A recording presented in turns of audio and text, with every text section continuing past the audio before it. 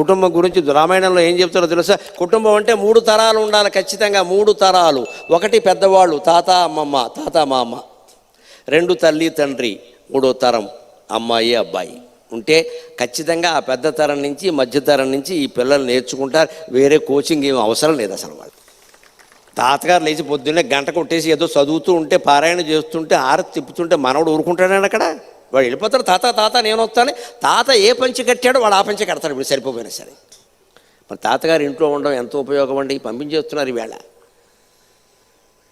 అమ్మమ్మ మా అమ్మ ఇంట్లో ఉన్నారనుకోండి, చెబుతారు. ఊరికి చేతస్థం కాదు, పొదుపు చేసుకో. అలా పోపుల డబ్బాలోంచి జీలకర్ర తీస్తే అలా లాగేయకూడదు, కొంచెం తీయాలి అని చెబుతారు.